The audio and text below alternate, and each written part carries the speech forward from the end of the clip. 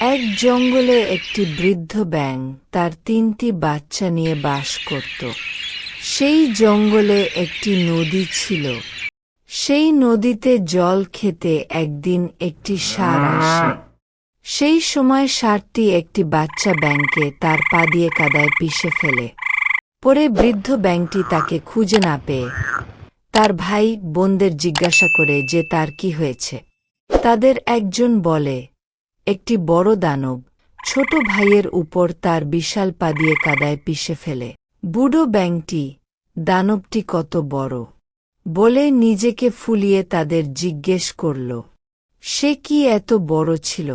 তারা কাঁদতে কাঁদতে উত্তর দিল, আরও অনেক বড়। এরপর ব্যাঙটি আরও ফুলে উঠল এবং জিজ্ঞেস করল দানবটি কি এর চেয়েও বড় ছিল। ছোট ব্যাঙ দুটি বলল যে এটি অনেক অনেক বড় এবং বুড়ো ব্যাঙটি আরও বেশি করে নিজেকে ফুলাতে থাকল এবং এক সময় তার পেট ফেটে গেল এবং মারা গেল। আর তা দেখে বাচ্চা ব্যাঙ দুটি কাঁদতে লাগল।